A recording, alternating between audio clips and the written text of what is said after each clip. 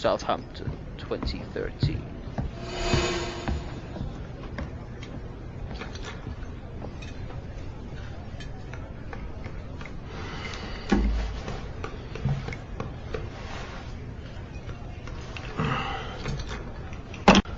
Another round.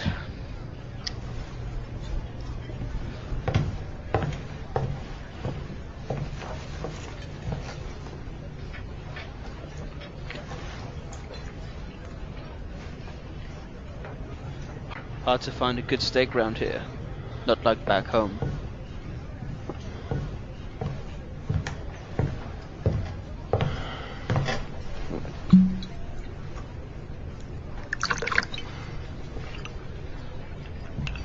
Fill her up.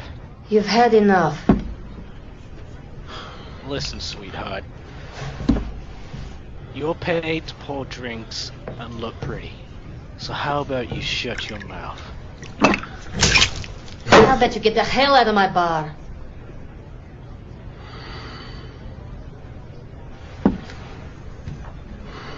Nowhere to go. Ej, dama vas je zamolila da odete. I said she asked you to leave.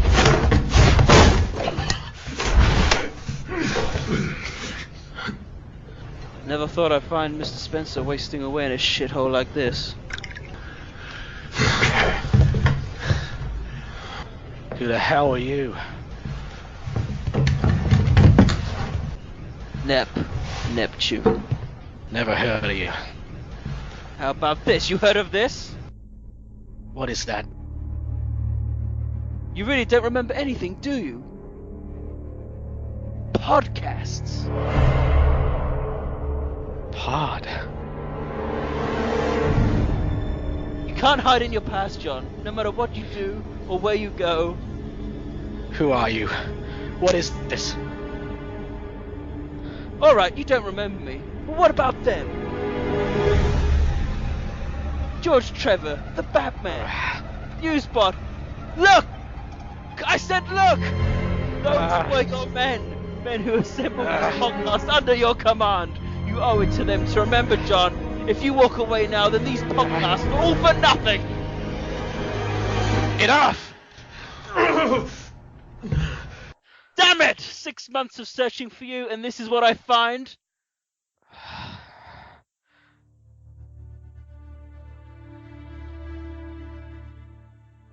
Project Umbrella? It's where you belong. Everyone's waiting. Everyone. Good evening. Hello. Hello.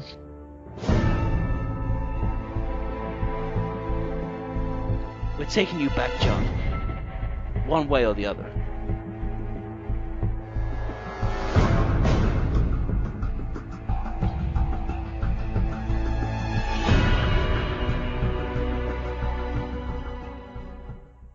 Previously on the Project Umbrella podcast. The most ridiculous story point, the most ridiculous action moment in the entire game is when you're on the back of the helicopter and you're with the guns and Lieutenant's chasing you by jumping on different helicopters. And Sherry, in her wisdom, is like, don't worry, shoot down the helicopters, the civilian helicopters. That are being piloted by our agents trying to get us out of here. Don't worry about them and their friends and family and kids at home. Shoot them! They're not civilian helicopters, they're New Umbrellas helicopters. Are they? Yes.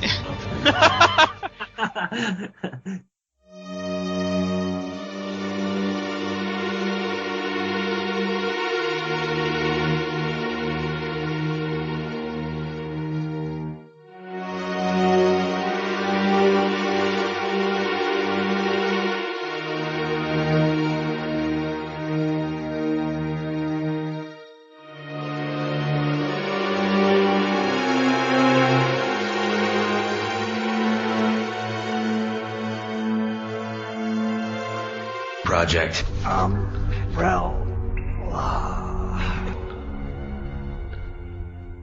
Hello and welcome to episode 14 of the Project Umbrella podcast, wallowing in the quagmire of the disappointment of Resident Evil 6 and praying to the biohazard gods that there's a Revelations sequel. We have a wonderful lineup today for this very special podcast because it is, of course, our 5th anniversary podcast special. Yes, Project Umbrella has actually been going for about 5 years in some way or the other, so we can celebrate this fact with a wonderful podcast. So, joining us today, we have Newsbot. A founding member of Project Umbrella and webmaster of the URL. Significant contributor to the Resident Evil mythos. Website translator, providing rare and exclusive materials to the entire community. And almost encyclopedic knowledge of the canon. Over 1,700 Belfast, Northern Ireland. It's Newsbot. Hello.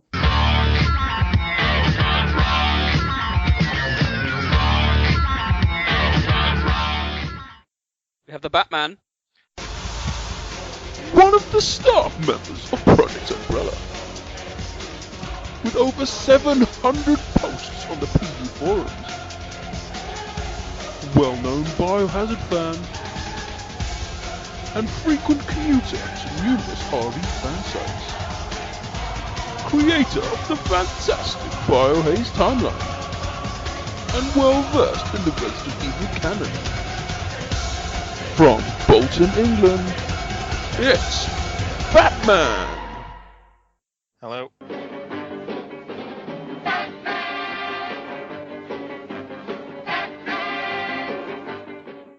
George Trevor. Staff member of Project Umbrella. With over 700 posts on the PU forum. Webmaster and founder of Crimson Head Elder. Hoarder of rare and exclusive biohazard material. Well-respected contributor to the biohazard community. From Bristol in the West Country, it's George Trevor. Hello, I have been medicated, so there'll be no ranting from me tonight. Oh, there's lots to see in Bristol, so come down and look around. But best beware, 'cause places there ain't always what they sound. Stars Tyrant. Well-known and popular Resident Evil fan. Contributing to the Resident Evil community. One of the original RE horror legends. And creator of the fantastic timeline. And the only person to have 3 special introductions done in this X Factor style voice. From Lincoln, England, it's Stars Tyrant. Hello. There's a starman waiting in the sky. He'd like to come and meet us, but he thinks he'd blow our mind. Mr. Spencer. Founding member of Project Umbrella. And well-known community member. Contributor to the RPG Dispatch and other biohazard projects. Outspoken member of the Project Umbrella podcast. And hater of the Jill Illuminatus action group. From Portsmouth, England, it's Mr. Spencer. Hey, alright?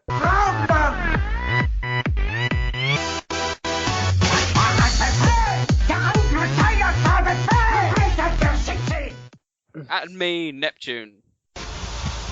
Founding member of Project Umbrella. And contributor to the website and articles. Supporter of the Resident Evil portable games. And author of the Confidential Report editorial. Mastermind behind the Resident Evil monopoly. From Southampton, England, it's Neptune! Under the sea, under the sea. There'll be no accusations, just friendly crustaceans under the sea. Okay, on today's podcast, we'll be looking at all the latest news. You'd think a 2-litre bottle of Strongbow would get you quite drunk, but it doesn't really do it. We've let him come back, and already he's already causing problems. Already. Not an addict. On today's podcast, we'll be looking at all the latest news and game news since the release of Resident Evil 6. I don't think there's too much, but we'll have a look through that anyway. And then we're going to be delving into our thoughts of Biohazard in 2012. I'm sure we'll all agree it's been quite an eventful year. We'll be looking at the highs, the lows, the okays, the games, the films, and everything else we can think of. You mean the film? The film, yes. Sorry. So did I pluralise films? Yeah. You know you did. You had me worried there. Film. We're going to have a little book section, aren't we, as well? See, Nick thinks we're just talking about, what is it, retribution, as opposed to damnation. Damn it, is that what we're doing? Oh, never mind. We'll also be looking ahead, in fact, to Biohazard in 2013. Now, there's not a lot of information coming out at the moment, but we can have a quick delve into the crystal ball to see what we can all collectively think of is going to be happening next year and see if it can match the activity, at least, of 2012. And then, of course, we'll be finishing off with Neptune and Newsy's Biohazard quiz. So without further ado, let's crack on with the news.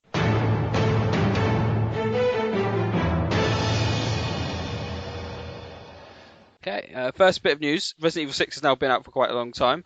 Then the sales are starting to creep back in from Capcom. Latest news of the PlayStation 3 sales is around 820,000 units, I believe. I don't think we've had any sales figures from Xbox. Has it broke 1 million? This is just on PS3, but okay. Not yet on Xbox, I don't think. So I know the sales figures before the game actually got, or at least quite quickly after the release, got scaled down a bit. Capcom suddenly realised that the reviews weren't particularly great, and it got reduced down. Any surprises? Hasn't it found its way into a top 10 of the worst games of 2012? I'll tell you one surprise I had, right? Ori 6 went to my local game for trade-in, and guess how much they'll give me for it in in-store credit? £10. You're joking. £10. You can buy it brand new for $24.99, I think. It's a terrible. But why would you?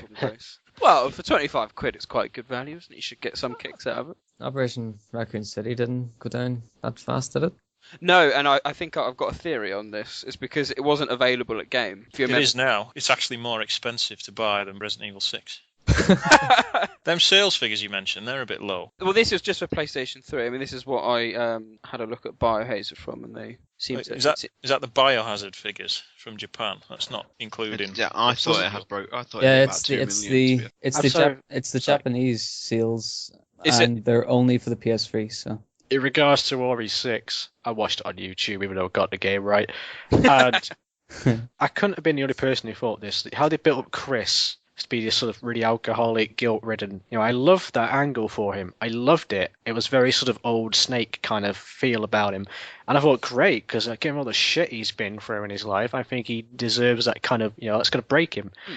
And I believe they should have killed off Chris at the end of Ori 6. He should have given his life in a heroic act of self-sacrifice and immortalized himself in the history of the canon. I completely agree. Took a bullet for someone or anything like that, gave his life, and then, nope, that never happened. Waste opportunity. The story was a bit shit for him to die in, though. It was. Yeah, I mean, a general disappointment from most Biohazard fans. Whereas I think RE5 was split, and I think obviously with our discussions and podcasts afterwards, most people were like, the story's good, gameplay not bad, blah, blah, blah, blah. Biohazard 6, there's generally been quite a disappointment all round, I think, in the community. There's not many that have gone, oh my god, I love it. 5 was a better game. It's a better game than 6.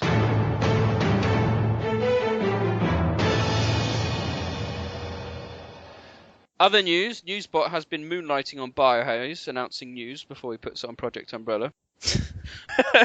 I used to put them on He's Project jumping Umbrella ship. I used to put them on TV first, but then a day later, the horror would post theirs. Whoever's in charge of this little 2-bit operation, right, need to get rid of Newsbot because he's showing signs of dissension here. He's going to jump ship to Biohaze. He's already going to be in Yama's pocket by the end of this month, so he's going to give them all the stuff. But we need all the stuff. So we have all the stuff. We need it. Project Umbrella needs it. Exclusive. We have it exclusive. Exclusive. Newsbot, did you want to elaborate on the news, i.e. the Biohazard Arc anniversary, and what's coming out with that? The anniversary thing is just another box set of all the main series games again. I know they did one for the GameCube, the Biohazard Collector's Box, I think it was. Yeah. Did that one, and then they did the 5th anniversary one. Then there was probably another one, can't remember. They've done a lot of box sets, really. This one has access to all the digital downloads, isn't it? Yeah, it's PS3 only, I think, as well. It's got revival selection and things like that. Yeah. 15th anniversary box set was better because you actually got a disc copy of all the original games. Any other news at all on the game front? There's a new patch coming out for Resident Evil 6, isn't there? In a couple of weeks, I think. Oh, right. Okay, I didn't know about that. What's that correcting? Story. Story. It actually finishes the files. Oh, at last. Was it? No. Oh. I think it's got like you can choose where you want to play in a chapter, like it saves. You know, when you reach a certain checkpoint, you can play. If you want to replay that checkpoint, you can select it from the beginning of the level rather than having to play through the whole level if you want to, I think. They've fixed a lot of multiplayer things as well. There are no real chapters. It's just 5 chapters, isn't it? Which are all one big thing. But like if you wanted to skip through the first part of Leon's where you're forced to walk through half the university, you can do if you want, I think. I think that's what it means. Yeah. And gets rid of the QTEs if you want. Although arguably the walking parts are the best part in the game.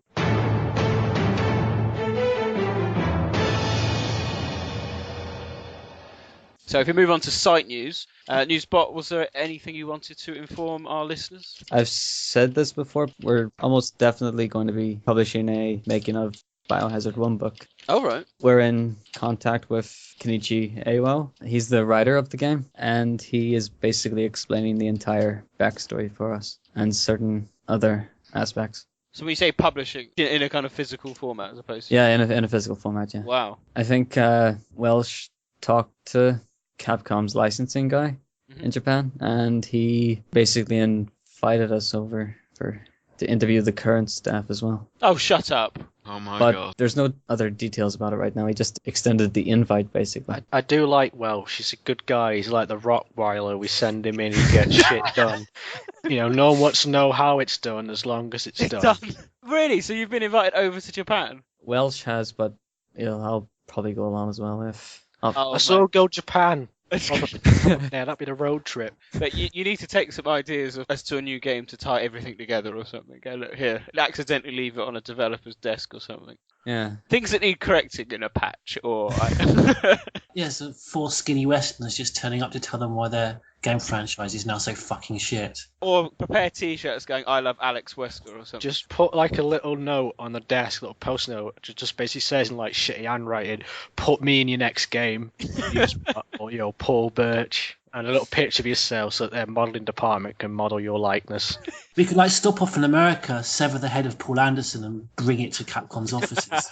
Just chuck it on his desk. Yeah. To be fair, that's not the severing Paul Anderson's head, but the actual getting yourself into a game is something I know the Pokemon franchise do. It's the ultimate prize on, I think every generation they do some kind of promotional thing, whereby if you win it, you get to be one of the trainers you battle in the game. Who the fuck wants to be in a Pokemon game? What about to see yourself? It's all pixelated and stuff. As an example, John, of developers, trying to include a lot of their fans, so it's not out of the realms of... EA did that as well, I think, with Dead Space 2. They had a competition running where, like, if you won it, you could feature in the game as a sort of minor role. And this kid won it, and he plays like a survivor who gets dragged away by a necromorph in the lift. Oh, there you go then, see? So, there you go, Newspot, But you can see his face. You can have a violent death in the next game if you play your cards right. Other site news, because it's the 5th anniversary of Project Umbrella, I had been discussing this with my fellow podcasters via the forums. If there is demand for it, and I don't expect there will be, but if there is demand for it, I will be releasing the hard copy format version of my Resident Evil Monopoly. The kind of editorial is on the website, but at the moment you cannot download the original full-size version if you would like to print it off. So as a little treat for all you Project Umbrella... Nick, you got to search the bigger prize here, my friend. What you got to do is...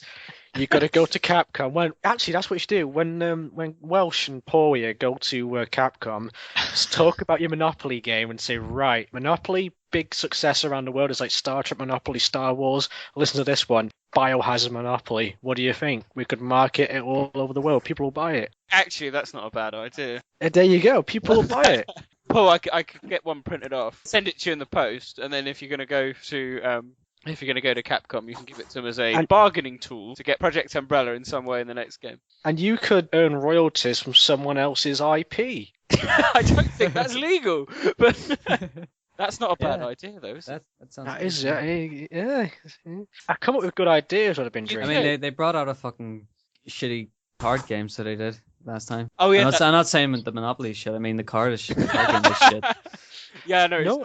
Oh well, we weren't saying that. Why are you saying that? Why did you bring that up? You said that you were thinking it. You were thinking it. I know. No, I mean they tend to branch out into different. Yeah, I'm not saying your game's shit, Nick. I'm not saying that at all. It's like, well, we weren't saying that. It's like, well, I mean, what I mean is that they go into other mediums like comics and cards and books and whatever. Wildstorm.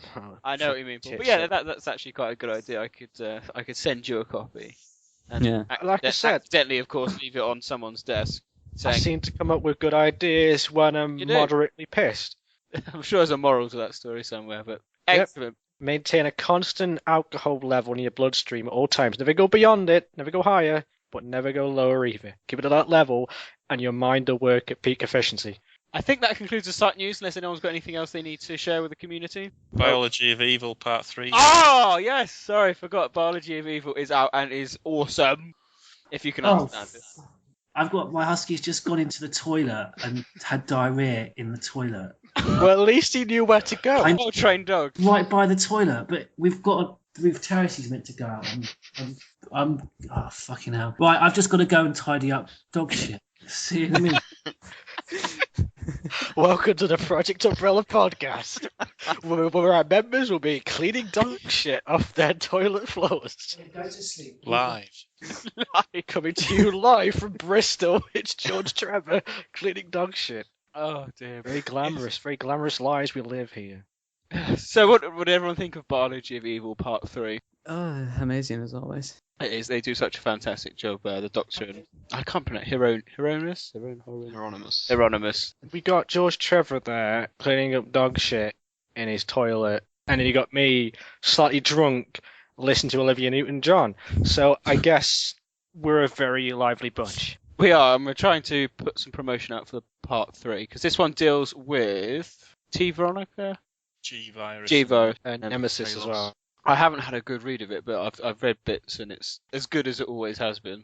Very difficult to follow. Yeah. Tackling the C virus will be a bit of a bitch though, because I was updating the T. Veronica article today. Okay. And depending on where you look, it says that T. Veronica was made from either the gene of a queen ant or the genes of insects. Oh. But I think the insects part's meant to be referring to the queen ant. But if that's true, then the C virus, which takes its insect mutation characteristics from T. Veronica, somehow creates wasp-like creatures and moth-like creatures and spider-like creatures from an ant. Can I just say about the Biology of Evil, the first quote they have is so fitting. Science isn't about why, it's about why not, Cave Johnson. Very appropriate, I'd say. Chronology of Evil. It'll be finalized soon, hopefully. Will that include Resident Evil 6? Yeah, every game up till now, basically. That'll be wicked. We'll have a lot of beta stuff as well. Ah, okay, that's something to look forward to. What do we do in the Chronology of Evil when... Because not every file has a date. Do we have a go at guessing? We've got at least a year for every date, haven't we? Yeah. It's not as if any of them are complete guess. I'm going to try and cut down on the real-life references. I know I put a lot into the first one. And I'm going to try and cut down on the actual size of the timeline events as well. Just to make it more neat and concise. Definitely looking forward to that. So we'll now move on to our main discussion, which is a reflection and analysis, if you like, of 2012 and the year of Biohazard.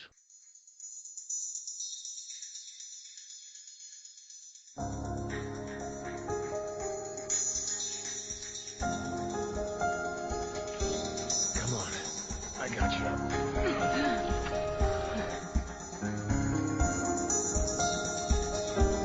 The facility has been breached. We're closing shop. Prepare to go home. We could lose crucial evidence. Are you finished now, Director O'Brien? We are Veltro, vengeful messengers from the depths of the Inferno.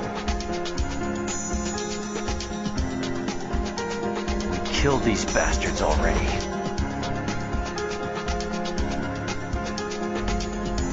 A spirit, callous and immutable force.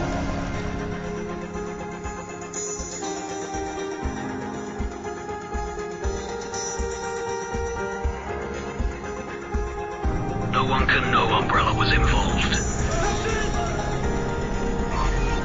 Failure is not an option.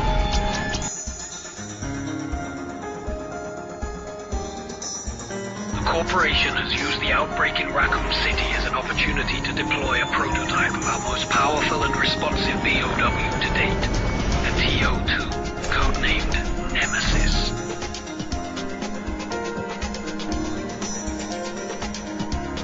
This is war. Survival is your responsibility.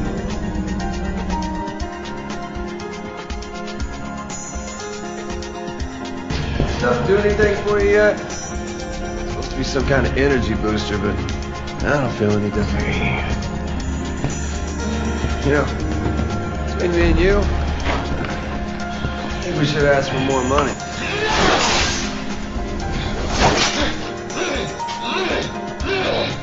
A lot more.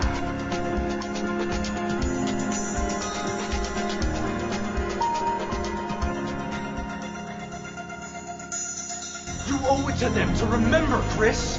If you walk away now, then this was all for nothing. Enough! You could be the key to saving this world, Jake Mueller. Mr. President! Don't make me do this.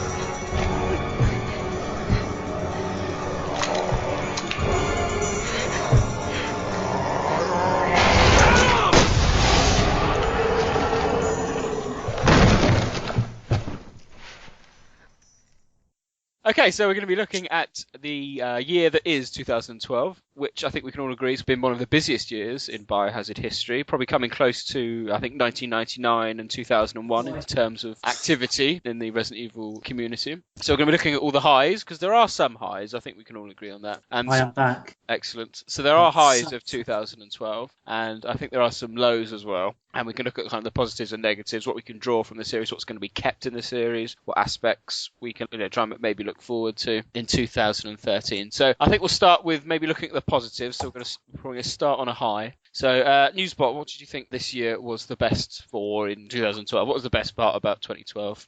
Dog shit. That's this year, isn't it? We'll get to you. We'll get to you. Revelations, yeah. We've got Revelations. For Yeah. any particular reason? Gameplay or story? Or Both.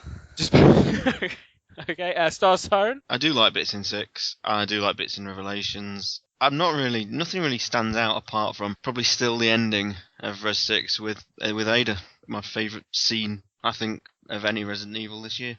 Okay. Batman? I enjoyed Revelations a lot, and then it all went downhill from there. But I enjoyed Damnation. I thought Damnation was enjoyable, but a bit pointless. I suppose with most CGI films. George, what's your views? Similar to Batman's, Revelations was a real high. I thought it was absolutely fantastic. Exactly what I think Resident Evil should be, if it's not just going to be purely walking around a mansion very slowly, picking up objects and doing archaic puzzles, which is what I would want. But Revelations was perfect, and it went dramatically downhill from there. And John, what did you think? Well, again, I'd say Revelations was a very it went back to sort of the original kind of like survival horror kind of shtick, and then kind of went tits up with RE6, didn't it? So. Okay, well, I mean, we've all identified Revelations as a particular highlight. I think that came across certainly in our Revelations podcast, but let's dwell on that for the time being, and let's reflect on what was, let's be honest, a quite simply sensational game for the 3DS. And let's recap ourselves on what was great about Revelations. What the?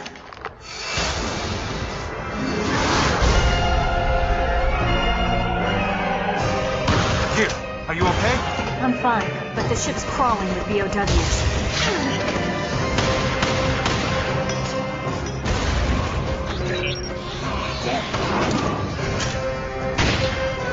Damn it. These things are hiding everywhere.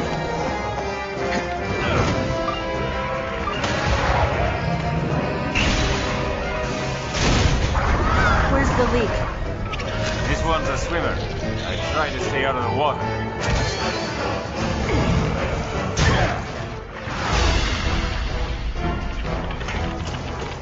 You ready? I'm always ready, Jill. Stay out of my way.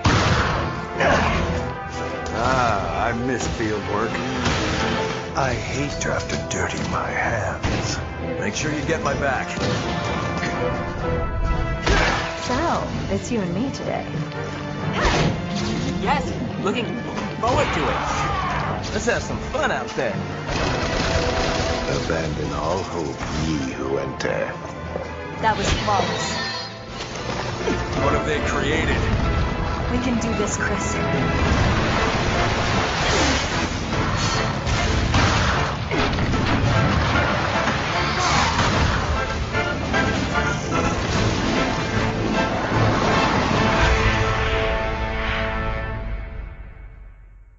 The graphics for a handheld I thought were phenomenal. I don't know what anyone else thought. I suppose, yeah, I'm kind of showing my age there. I still can't get over the fact that you can get something, that looks better than GameCube on such a tiny little cartridge. But that's because I'm an old bastard. I thought it was brilliant. The atmosphere was obviously very good. I loved the fact that they went onto a boat because I thought it was a really good setting for Dead Aim. I think survival horror works beautifully where you can have those sort of The Shining style, long, odious looking corridors. And I thought it was absolutely perfect setting for that type of game. How did everyone think it came across on the handheld? Do you think it was a successful transition onto a handheld console and something to be followed in the future? Yeah, but I'm not keen on episodic style levels. I don't think they should have made it 3DS exclusive. No, at least the Vita, if not HD consoles. Oh yeah, the Vita that no one... I mean, that we had Resident Evil Portable, but I think that was confirmed to be Revelations, wasn't it, at some point? There's some weird debate about it. Depending on who you ask, some will say it was just outright cancelled, or the project was moved to Revelations, or that Portable is still just in development hell. Oh, right, well, so you never know. I've still yet to play Revelations. It's a crime that I haven't got a 3DS yet, but there we go. I mean, as a game, I think we'd all agree it's strong enough, it's ambitious enough to be on a main console. Yeah, certainly. And thank God for the return of a hub where, you just sort of walk and quest and get keys. Yeah, because obviously that was very missing from a lot of games, even from Resident Evil 4, had a bit of the hub, I suppose, but 5 and 6 had 0 hubs, which is upsetting. And John, you must have been pleased with Revelations, as a Queen Zenobia fan that you are. Of course, yeah. That ship should come back, even though it blew up. I think they should do a new game set around it, but before it got infected with a virus, but it's more like The Sims. You sort of go around and just do average it's not really survival horror, it's more like, how would I describe it? More like an adventure point and click or something like that. Like you go on a cruise. Maybe, yeah. Yeah, that's really good. But I mean, there's no zombies. It's before there was an outbreak. It's just a normal average cruise ship. And the worst you deal with is probably, a little outbreak of the norovirus, and that's it. And dogs doing diarrhea. Maybe that's what... Did you hear about I that? just finally managed to get the image out of my head. Did you hear about that? There was like a norovirus on the cruise ship that came into Southampton. And I instantly thought Queen Zenobia. Did you? They brought the virus with them. Of course, it would go to Southampton, wouldn't it? I mean, Batman, did you have any other things you wanted to say about? I like the story for Resident Evil Revelations. I know a lot of people think it's stupidly complicated, and it maybe is, but I think it was really ambitious what they actually tried to do compared to other games. I thought it stayed sort of truer to the story of the first game than the rest, because it was more of a mystery type than just 3 was an escape drama, 2 was sort of just a desperate survival type scenario. But there hasn't really been a real mystery scenario in the series since the first game. I just thought that was really impressive, and it's essentially like just one big chess game between O'Brien and Lansdale. It is complicated, and for the story they wanted to tell, I don't really know how they could have made it a bit easier to understand, really. because there was so many hidden elements to it, and obviously the shit translations we had. Yeah, Tricel's involvement in the game just completely gets lost in translation. Yeah. I mean, you knew what they wanted to do, the classic storyline of, the person that you're answering to is behind it all, that kind of thing. You got that, and it was obviously kind of replicated in Resident Evil 6 as well, but it was, Resident Evil 6 wasn't as complicated as that, and you still kind of got that sense of, oh no, Simmons. But, it got a bit convoluted and a bit stupid when you found out that O'Brien was kind of causing outbreaks, those kind of things, setting his team up just to prove a point against someone else. It was... No, but he wasn't though. It was the only way. It was the only thing he could do to expose Lansdale. I don't think he set up any outbreak rings. He just organized a false hideout for a terrorist group. Oh, that was it. Yeah. It was the FBC that attacked it. I think the terrorists themselves were the ones that created the Wolf BOW. Oh, well, Vermeer thingy. Which I still don't know what virus actually made that. I don't know if it's T-Virus or T-Abyss, because it doesn't say anywhere. Oh, so if it was T-Abyss, then the FBC would be the only ones who create it. But if it was the T-Virus, then pretty much anyone could have done it. The only thing I didn't like about Revelations was I didn't like the Terra Grigia levels. Agreed.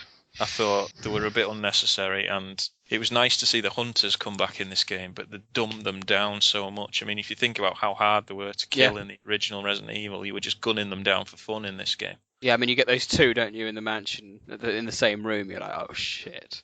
And then you get hundreds just coming at you, and it's not quite the same. I think, again, with the Terra Grigia, it's a bit of a missed opportunity.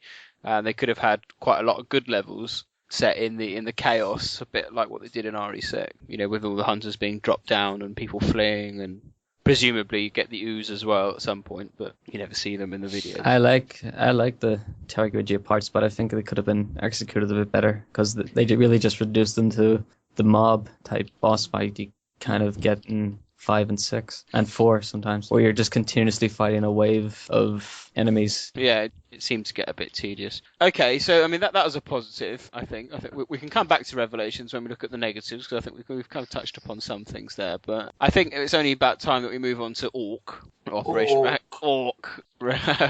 Raccoon City, that was back in March, I think now, so that's nearly a year old. Command, Nemesis located. Preparing to engage. In its damaged state, that Nemesis will attack anything. You'll need to disable it first. Oh, Orc. That was a really poorly placed release. Like a month after one of their bigger game. They released their bigger game on one handheld that wasn't actually that popular with the user base. Then they release the shittier game on the more popular consoles. It's just really bad decision. The whole strategy was weird as a whole, because everyone was getting excited about Revelations, and then that release was completely overshadowed because they decided to announce Biohazard 6 like literally a week before it came out. Yeah. With Orc, do you think it was sort of Capcom's attempt to just produce, really like a dumbed down version of Resident Evil for the masses to, effectively open up their audience for Resident Evil 6? It was an experiment, I think, to see if there's any interest for it in like the card market, and it paid off. There is interest. Is there? I'd say so, yeah. The sales were pretty good, but the reviews... Look at the sales figures, they speak for themselves. Revelations and Oris, you're like two different sides of the same coin, really. I mean, I was going to say, do you think, like, the big heads at Capcom are going to go, right, what do these guys think on the forums, what these reviews say? No, they don't care about that. No. They're going to get their sales figures out, and they're going to look at their little portfolios and go, right, how many units did we shift in for that game? Oh, 1.2 million. That's good. How many units did we shift for this? 500,000? I'll take this one, because this obviously has more demand. It's all about numbers and figures, not reviews and words. But they're taking that on a step. You're saying, obviously, it was used as an experiment to open up to the COD masses, and Resident Evil 6 was very much like, in the action fold, and therefore the sales figures for Resident Evil 6 weren't as good as they expected. So, it was a kind of certainly a mixed bag for Capcom in terms of sales this year. Well, I think the problem is that they kind of merged it with the kind of classic thing and end up sort of, they tried to appease everyone and ended up pissing off everyone because no one was happy, because the COD people weren't happy that we had this sort of, the sort of dark sort of survival horror things that are very slow paced, and we weren't happy because we had the action stuff going on, so no one's happy. I mean, look at the review scores, look at everyone's reactions to it. I mean, I like think you said, an intelligent, well thought through game, that you can have action that's survival horror lovers are going to hate, because I think that's the sort of big misconception. I mean, there was action in Remake, there was action in Resident Evil 2 and in Resident Evil 3. There were just, the pace and the style of the game obviously wasn't action orientated, but I mean, obviously there's no Resident Evil game where weapons don't play a major part, and upgrading or collecting better weapons that are enemy related, enemy specific for bigger BOWs runs right through the series. I just think it's how intelligently the game's handled, and there was no finesse, wit, or imagination at all, and hasn't been in the series for quite some time now, I think. Can we take any positives from Operation Raccoon City, even if it's a simple thing like, oh, it's nice to see Stagler gas station? It was nice to see Nikolai back. Yeah, that's it. Is that the tidbit that we can grow, that they haven't forgotten him? Well, the thing that annoys me about Operation Raccoon City is it's quite a clever idea. And if they just put some effort into it, I mean, I've mentioned this before about lack of communication with development teams, and I know this was outsourced, and I know it's not canon and whatnot, but considering a large part of this is all about government Spec Ops versus Umbrella, they could have brought Simmons into it. They could have made a lot more effort with the story, really. The writer of Free, Kawamura, the one we interviewed a while ago, he would have wanted to act as an advisor on the game story, but he's like readily available to them because he helped out with Degeneration as well, but they just didn't come to him. I think you're right. I mean, the potential there is there for a great game, and I don't necessarily mind if it's a total spin-off in the sense that it's like COD, because obviously Resident Evil Survivor and things like that are nothing like the standalone series, which is fine. There's always place for silly spin-offs like that, but I think what really upset most of us was just the fact that it was marketed, this is canon, this is canon, this is canon, and at the 11th hour, oh, it's not canon. If they'd gone from the beginning, say, oh no, don't worry, fans, this is a bit of fun, kind of what if, it's not, it doesn't replace anything, just to have a bit of fun, then people would have gone into it with a bit more, okay, let's see what it's like, as opposed to, by the time it all came out, we were slating it. Yeah, I think the only person actually saying it was canon was Mike Jones, one of Capcom USA's marketing guys. Oh, right, okay. Kawada and the Japanese staff really just didn't pass judgment on it either way initially, and then halfway through they started coming out with comments that it wasn't canon. Then 2 days later, Mike Jones would be like, no, we're not interfering with canon, it's canon. I know this is very irrelevant, but I was browsing the forums and I noticed your avatar, Nick. What's that about? Why is there like a little mouse on Simmons' shoulder? What's the meaning behind that? It means you don't listen to the podcast, John. Well, summarize it in a media-friendly soundbite. What the fuck does that mean? It's funny, but I wish I knew about it, so it's more funny. Well, it's a comment from the Batman. Neo Umbrella, that's a great idea. We theorised that D.I.J. was the main bad guy in the whole series. Oh God! I gotta go and watch Disney's podcast. Oh my God! How? He basically sits on Simmons' shoulders and tells him what to do. And he whispers, "Neo Umbrella, that's a great idea." Which podcast is this? Which number? Probably I don't think it's the 6th one. I think it's the one before 6. It's the Code Veronica one, I think. The Code Veronica one. Whatever number that is. So he's the real, like, fucking pink in the brain or something. Yes. There you go. That's a highlight of RE6. I've been able to make a good avatar. So there we go. Again, though, I would say with Operation Raccoon City, it could theoretically still be canon if they decide to ever make a sequel and go, oh, this is all a training exercise. No, but the potential was there in one or two scenes. It's not Metal Gear.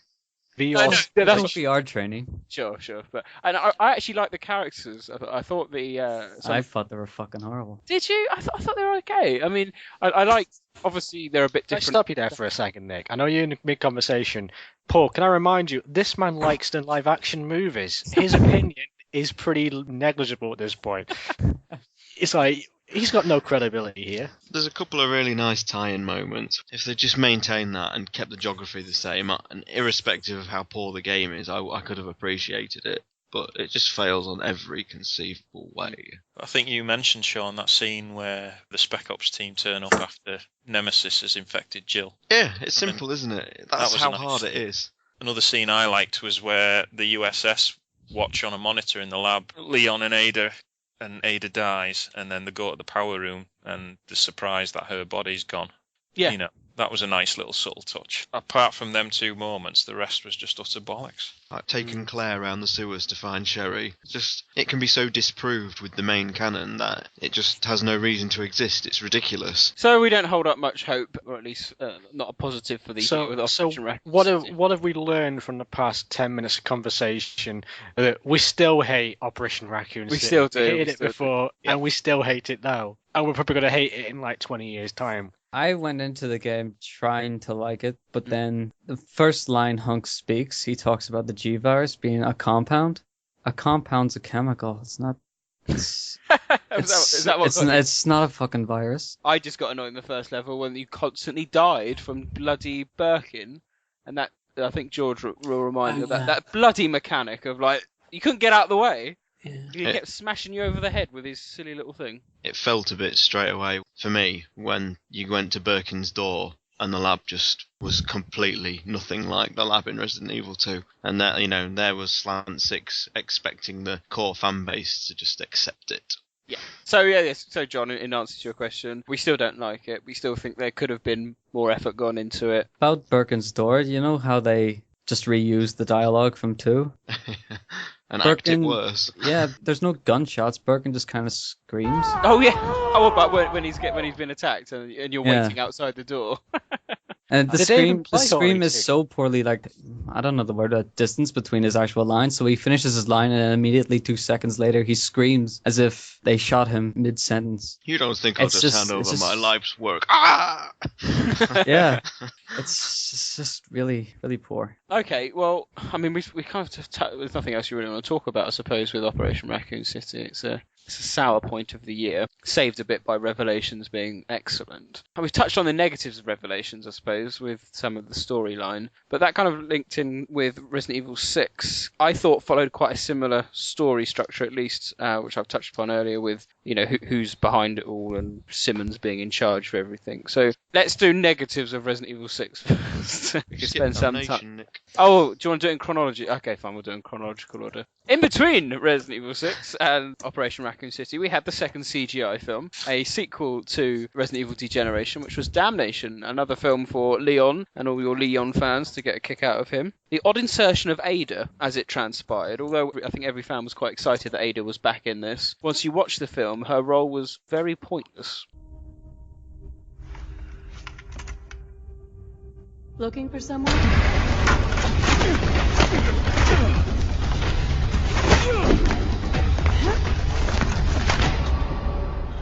Ada.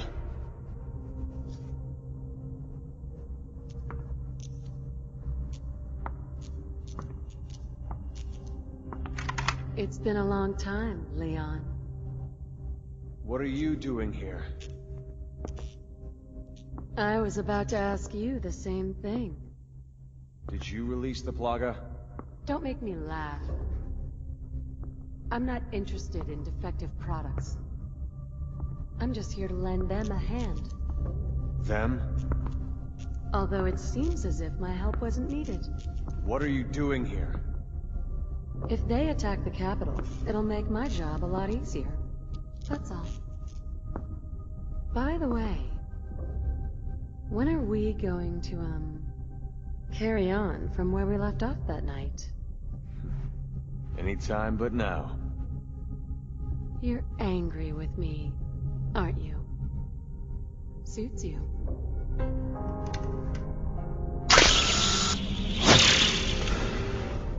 Quick word of warning, this town will be purged soon!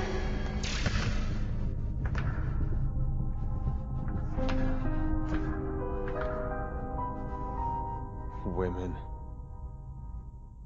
I think that was the general consensus. Apart from that, I thought, just my own personal sense, I thought it was quite enjoyable. I think I've only actually watched it once since owning it, which is quite sad. I should try and watch it again. I think I got more of a kick out of the little tidbit at the end with the doctor doing all the experiments. I like that little extra showing all the history of like the liquor and the Cerberus, BOW and things like that. But I thought the film was fairly enjoyable, and the quality of having the tyrants come back was amazing. I thought that was great. So that was my positives from the Damnation. What did everyone else think? I agree. Tyrants coming back was a very, very nice thing. They've been gone for far too long, and the moment they were back, was very, very exciting. Ada's involvement is odd. Pretty much assume then it's not Simmons at the end, don't we? So who is it? His brother.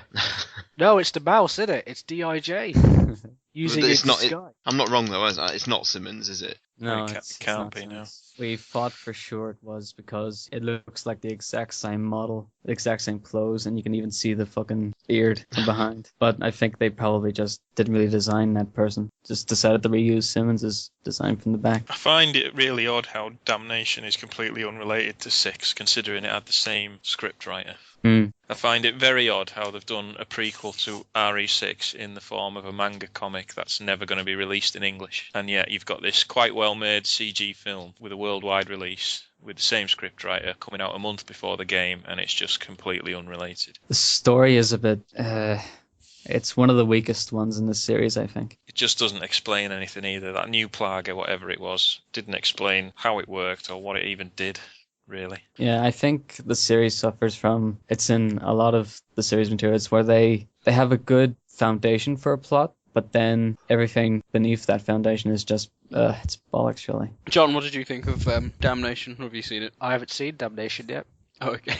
Sean, anything you want to add? No, not so much. It just has that whole.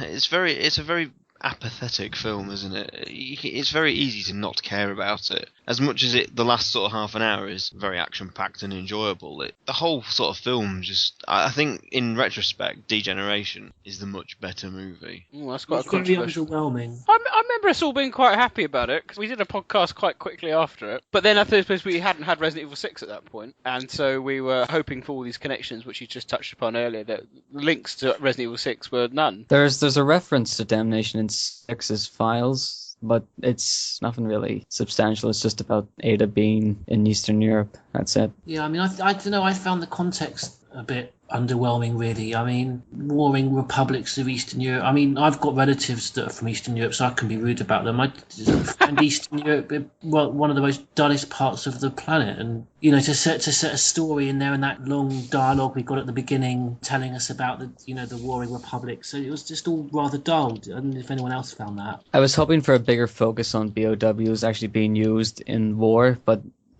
it didn't focus on it. It focused more on just Leon fapping about. Yeah. And Buddy should have been Ark Thompson. Well, obviously, yeah. That goes without saying. I mean, I can understand from a sales point of view that they'll want a standalone story, but if you chop the whole Edonia section off Resident Evil 6 and made that into a CG prequel, so to speak, that would have been a fantastic, lead up to Resident Evil 6. It would have been a much better introduction to the Joavo as well. I don't think there's enough sort of communication going on between different divisions of Capcom. Basically, I don't think Capcom's left hand knows what its right hand is doing. I'm pretty sure that's pretty much true. It's a shame, without sounding like an old record again, Damnation, although, I thought it was quite entertaining, was a bit of that missed opportunity with linking it in very nicely with RE6 and having, we could have had a lot more going on in Edonia. You could have had Sherry and Chris as the main characters, introducing Jake, and have it end on a cliffhanger when Carla captures them both and Chris bangs his head. Bangs his head. That's how you're going to explain it. He gets his state, he just bangs his head a bit, and it's weird. I can imagine John sitting at a, like a meeting for concepts and such, and he comes in and he's like, right, got this idea. Chris is he's got amnesia and he's an alcoholic and he's really jaded and bitter, and they're all like, great, that's amazing, that's a really good sort of direction to hit the character, but how do we sort of explain this in sort of like a narrative sense? And John just sits there and lights up a cigarette. She goes, I just banged his head. just banged his head a bit. Okay, we'll start with that to start. Just put he banged his head. He actually does bang his head. Pretty hard as well. Yeah, it goes through concrete, I think. I thought Leon's attempt at surgery on the parasite was from the Dark Ages. It's quite. Not even a local anaesthetic. So my good deed for the movie is to paralyse a teacher. Yeah, and then he gets a really pathetic looking wheelchair at the end, which he's got to push up that like Capcom. I don't know if they purposely make it. Pushes no one helps him. Yeah, and it's cobbles as well. I kind of The biggest emotion I had watching Damnation was actually sort of sympathy and frustration for the fact that he didn't have one of those motorized ones. It could have been at least a Professor Xavier style wheelchair, but that'd been quite cool. But no. That was a tough gradient and copy as well. There should have been funny outtakes, kind of like they do on like Toy Story and stuff, of him trying to go up and then falling back down again. From your posh voice, Nick, I was watching X-Men First Class, and I think you'd make an excellent young Professor Xavier. Would I? That's good to know. It's funny because I listen to your voice, John, and I think you would make an excellent young Gene Hunt. Thanks. Narrating a Hovis ad. The Hovis version was based on John's child when he was a young lad going through the cobblestone streets of Wigan. We digress. So, I mean, in kind of like overall sort of Damnation, I mean, are we thinking it was a good thing for the series, pointless thing for the series, and do we expect almost like a trilogy of Resident Evil films beginning with a D? I like the universe for it being in it. I like standalone stories sometimes, and I'm happy it's there, even if it is just a bit Problem pointless. is, though, they're all standalone stories now. It's turning into the James Bond franchise. It is, yeah. The first 10 films are all about Blofeld / Wesker and Spectre / Umbrella, and then it just turned into, a standalone film that becomes a parody of itself. There's an editorial there. I think Degeneration was better from a story perspective because it was standalone, but it contained enough references to previous events and stuff to keep it relevant. Just about, I think, obviously with the Tricell G virus, and then how they tagged in Ron Davis to the Raccoon City incident and things. Yeah, there was quite a few good references to the U.S. government trying to cover stuff up and stuff that wasn't until then covered since the supplemental material free, really. Well, exactly. Even like spin-offs like Dead Aim and Survivor. I mean, they are in themselves standalone, but they do, they do enough with it to make it link quite nicely. Yeah, I say this a lot. I think the series is meant to be looked at more as a whole than as separate entities, really. Because I actually had a look for them, and this ties into something I posted on the admin board earlier. All of, for example, Sujimura's stories, they're all pretty much connected. And, well, if you'd seen what I posted in the admin board, you'd see the 2, Code Veronica, and the other one, Zero. Yeah, Zero. They all pretty much converged at one point. Well, were meant to converge. And they've sort of kept it. 5 continues the whole progenitor thing, and 6 continues the US government thing, but adds the whole useless Carla Radame part. So I'd say the whole series is like a big whole, except for stuff like Damnation is the only exception, I'd say. The problem is that, as I alluded to in one, it's just a case of they're almost like looking at that degeneration map, aren't they, and going, "Oh, where should we have the next one?" I think they've covered every possible geographical location, at least visually, as to where they can go, with possible exception of Australia. The story itself, though, doesn't move on. With 6 and to a certain extent 5, and with Revelations very much so, it's just a big, convoluted mess that doesn't have any sort of bearing on a running theme, almost, as you say, completely standalone, and don't actually do anything specifically to add to the story in the way that I think, for example, Dead Aim did. It was standalone, but it added something. You had the aspect of an umbrella facility having to be on the high seas because of what was going on with the company and had been shut out from everywhere. This was sort of Spencer's last throw of the dice. And, of course, a direct continuation of Hunk's Fourth Survivor storyline. Yeah, absolutely. It's also a direct continuation of Code Veronica's ending because of Umbrella's position at the time. Yes. Yeah, exactly. Yeah. Well, I think that does bring us on a bit to Resident Evil 6 in some way, or the other it does. So we can move on to that.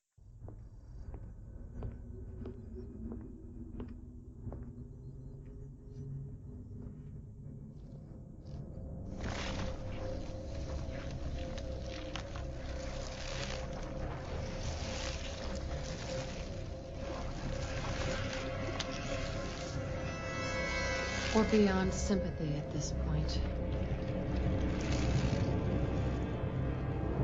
We're beyond humanity.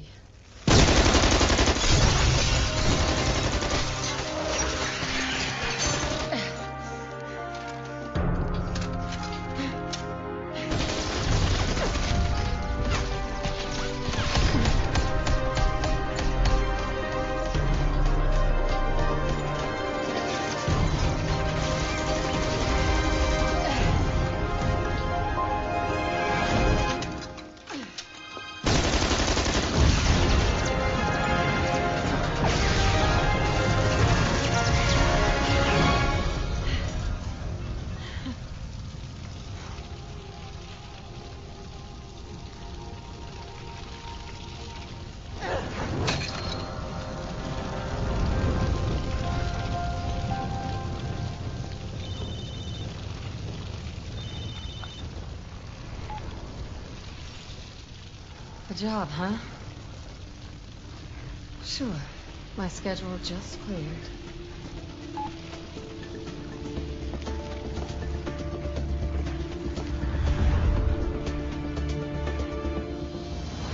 We did have a very, very lengthy podcast about it, but I mean, it's still fresh in everyone's minds about the game. We still know what we all think. So, does anyone want to just wrap up their conclusions as to what they thought of Resident Evil 6? If you take Resident Evil 6 out of the series timeline, is it any poorer? I mean, have we learned anything from it? Has it, has there been any revelations for what's going on in the past? Obviously, we wanted to see what who she was working for, what her sincere motivations are. We didn't find out anything new there particularly. Kind of that's really how I would judge it. Take it out of the series timeline and you're not losing anything. Yeah, that's spot on that. If you think about all the numbered entries, each entry has always advanced the plot to some degree until you get to 6, Yeah. 2 introduced us to Raccoon City and Leon and Claire. 3 ended Raccoon City by, having it blown up. 4 introduced us to the Plaga and moved Leon on as a character by having him working for the government. 5 expanded the Plaga and finished the Wesker plotline. But Yeah. 6, like you said, you could remove it from the timeline and things wouldn't be any different. All the characters are in the exact same place at the end of 6 and what they are at the start of 6. Except Sherry.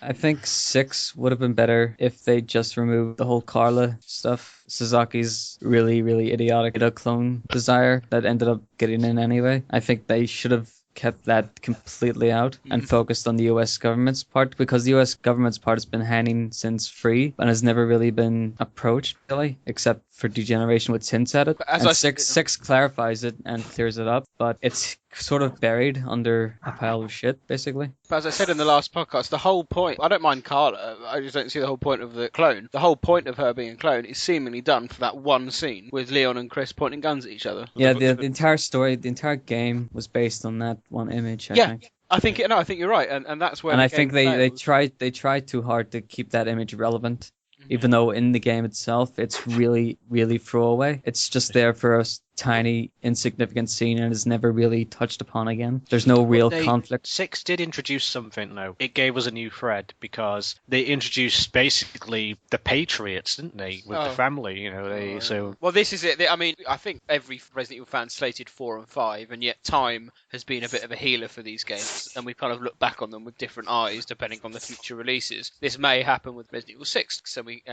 John, you just set out what each game kind of introduced. We may go in years to come. Resident Evil 6 started the C-Virus arc, but you just know it won't. But like I said, I mean, with the family, I mean, like I said, Simmons is dead, but would you say the family is still at large? They're still But what's the a point? threat? What's the point? You've got Tricell Yeah, in there's- exactly the same position. There's files in 6 you find around the point where you beat Simmons. The ones detailing his transformations actually have notes at the end on the RE.net versions, where one mentions that they are going to try and get the C virus Simmons was infected with, the improved one, and then another one says that they've already chosen a new leader. So That would be all well and good, but in Resident Evil 7, they're not going to be mentioned. I think they'd have a better chance being mentioned than Tricell, really. Or Alex, yeah. That's why you need to go with that T-shirt, Paul, to Japan. I love Alex Wesker, remember him, or something like that. But I already look back on the game with better eyes. It doesn't bother me anymore, really. I was disappointed, and I still feel a little bit of that disappointment, but it doesn't bother me anymore. I just accepted it's just another entry into the series. But I am pleased for things it did. I'm so pleased Sherry's back, and are very likeable characters as well. Yeah, I mean, I think that's the positive we can take, the way they handled Sherry. After initial reservation about it, I thought it was a natural progression for the character. She still seems quite vulnerable, I thought, throughout the game. Even though she's an agent, she's not a particularly good agent. She wasn't like Leon going around with his stupid quips. And She does it because she feels she needs to, not because Yeah. she actually can. Exactly, and I thought Jake was handled quite well as well. I thought he was quite a good character.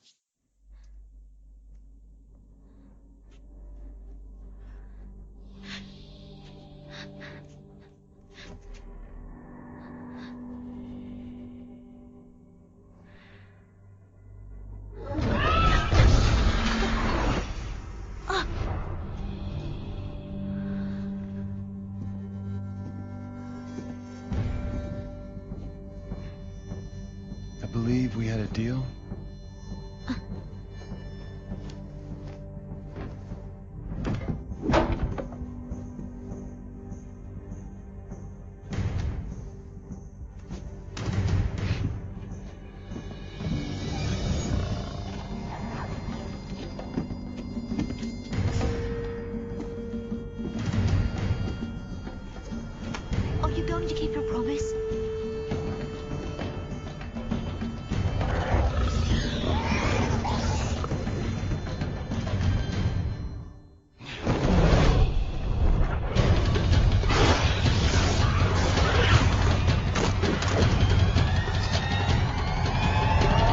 fair, kid.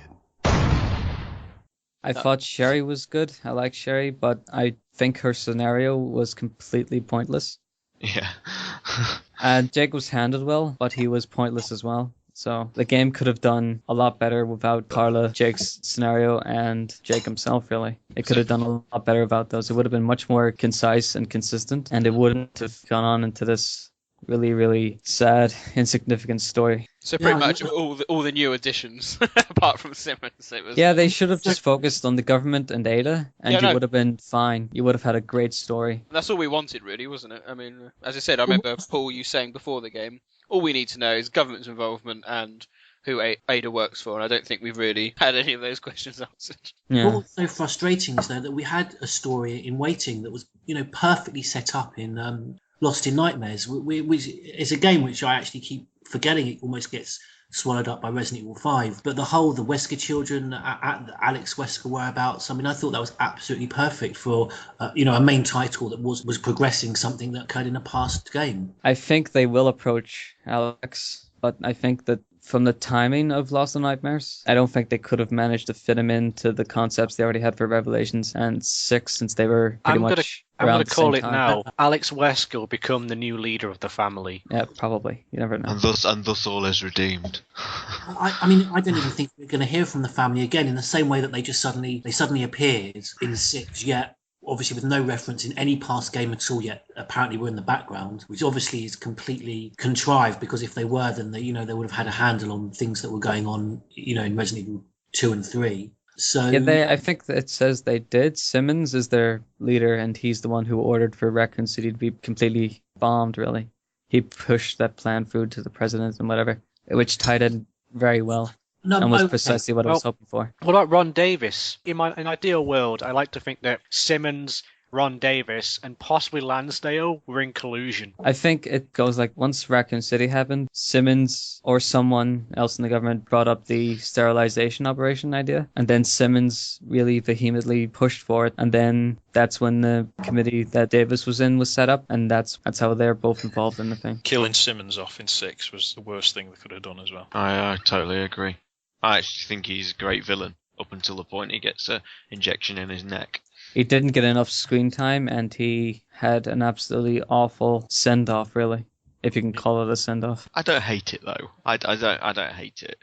I actually. Yeah, I don't hate it. I think it's a good game, but it's not. It's a meh Resident Evil game, really. And like I say, it has moments that I really like. I like Sherry reminiscing on old days, and I just think Ada's ending is stunning. I just can't shake it. It's brilliant. And I think now we've had this game and Capcom have got it out of the system, they cannot play any more Ada cards now. The next time we see Ada, I think we are going to have to start learning things about her. I don't think they can just have another game where she leaves a message to Leon and leaves. That's it now. It's played. Time for some answers. I think had they hinted at least at who she works for in 6, then I think her final scene would have been you'd be much more able to appreciate it, really, because you still don't really know if she's good, evil, or sort of in between yet. But what answer would have been satisfactory for the fact? I mean, bear in mind a lot of non-hardcore fans, if it turned out that she worked for Tricell, we would be like, oh wow, brilliant, or something like that. But then most normal players wouldn't care less. So it would have to have been someone fairly within the game environment. For non-fans. Ada shows that zero remorse for the fact that there's been a big terror attack on her homeland, does she? She's absolutely not bothered at all. In 6, she never makes one passing comment or anything, does she? I think there's just that one. She does make a reference to, oh, this is terrible. She wasn't joking about causing hell or whatever. And there's just that one scene, one short few seconds of her in the helicopter just looking down, all sorrowful and whatever. But because of how the way she's acted, which is like a cocky bitch basically, she's just, you can't really get a bearing on what she's really thinking, really. But going back, I think the only resolution for Ada, for me personally, would be if it turns out she works for Alex. That's the only sort of spin they can put on her. That I would be sort of, all right, that works. Yeah, maybe one of her age. Problem is, I think it wouldn't work really with timeline-wise. Yes, I was going to say. Ada would be an agent for that Prime Syndicate thing for a couple of years before Raccoon City, I assume. And Alex Wesker only really went out on his own from Umbrella in around a short few months before Lost in Nightmares, I think. Well, talking of like large international corporation and a family that we've touched upon here is the anomaly that I thought was Neo Umbrella. And biggest load of shit. I know, exactly. And who's funding it? No, you never find out who's really funding it. What's the point of it? And I think the funding part was that the whole thing was really just Carla using the family's resources. Yeah.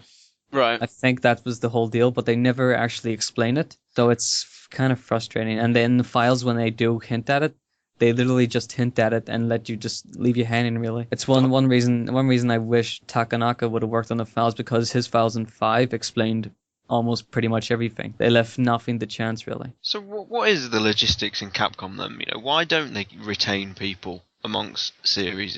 Is it a personal desire for them? Do they just move on to different projects? I can't understand why you wouldn't source that particular person again. Yeah, it's really weird, really, because I know that with the older games they were really it's hard to explain, really, because sometimes they're really strict, and then sometimes they're just really lackadaisy about who gets to work on what. Because Flagship were able to write the stories for Survivor and I think another game, but I can't remember, without the actual approval of Mikami and whatnot. Whereas Kawamura, for example, he wasn't able to cover certain things without Flagship's permission. So it's really just a weird power structure, really, in Capcom. I mean, I can't understand. I mean, how they had like Sugimura be the main writer up until, was it 4?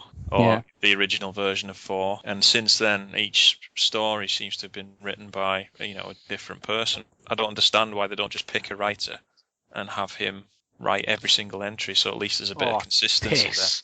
There. My mic's muted all this time.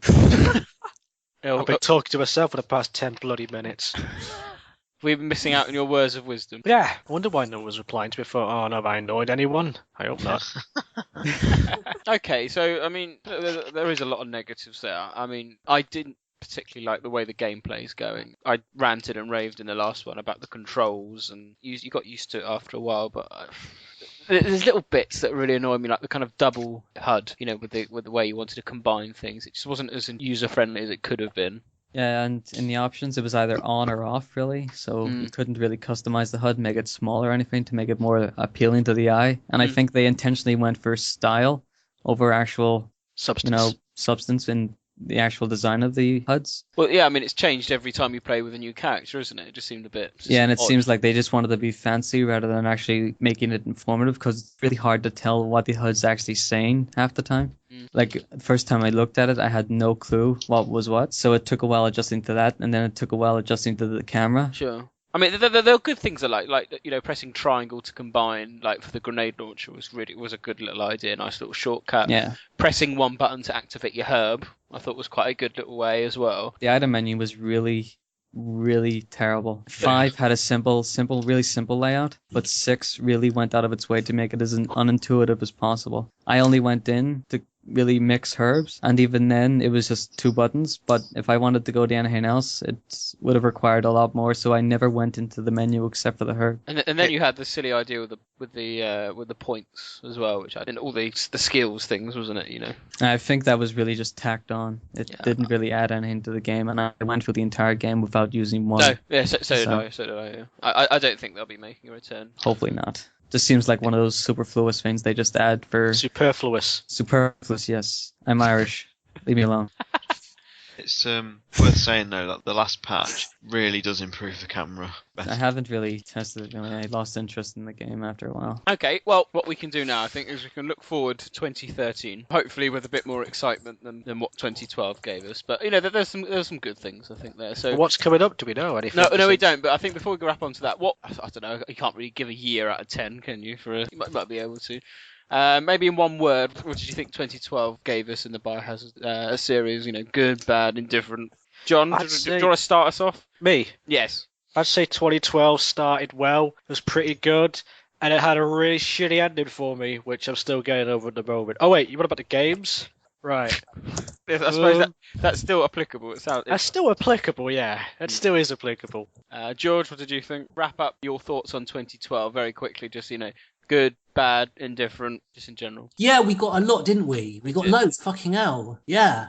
I mean, I wasn't expecting all that. It was, but then a lot of it was shit. So it was kind of like a big surprise, but then a big surprise that was shit. Okay, that's brilliant. Yeah, Batman? Yeah, it promised a lot, but it was disappointing, really. I think the main series needs to be put to bed for a couple of years now while they go back to the drawing board and reevaluate things, I think. I think I'm exactly the same as Bats there. For a year that started off with so much promise, so much, the fact that we're having this conversation and it's going as it is tells tales of the year Capcom's had. And it's just nice to see that they are acknowledging it with a lot of comments recently. And I do genuinely believe, and I'm not just saying this, that Resident Evil 6 marks the end of that particular chapter of Capcom's game development. Don't think we'll see a game of its ilk again. And Paul? Revelations was good. I really hope they leave off the main series for a while, like Batman, but I hope they keep giving us a bit more Revelations-like titles. Hope. So more Revelations, less Operation Raccoon City. Basically, yeah. Hope is what every man clings on to. We'll swiftly move on to our hopes for 2013. Also, I really hope they do not remake or reboot anything, because I really could not be fucked. I was about to get on that because there's talk, isn't there? Well, I don't know about anyone. What will that mean for the site? But everyone's talking about, because RE6 didn't do particularly well sales-wise and the review scores were diabolical, there's talk of reboot. And we've had that interview with someone... Yeah, I don't get the logic. The new team just really doesn't like survival horror. They complain about this, and then they want them to go remake the survival horror game. Yeah. Can I say something here, though? This is very dangerous for Project Umbrella and for men like us. Because it's like, imagine they do a reboot. All this knowledge we've accumulated over the years is going to be obsolete. What kind of a world of reboots? Where do men like us fit in a world like that?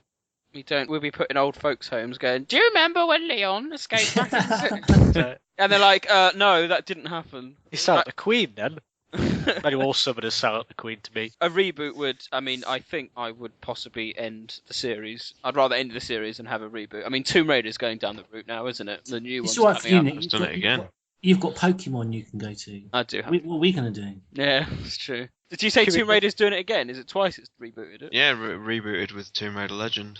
If there's a reboot... Oh, did it? Oh, I didn't know. Yeah, rebooted with Tomb Raider Legend, then rebooted again with the new one. I'll say this, if there's a reboot, Nick's will be into like Pokemon, doing all stuff on that, on fan sites of Pokemon. The rest of us poor sods be queuing up outside the Dole office.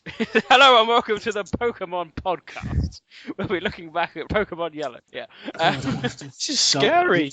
Start reading books again.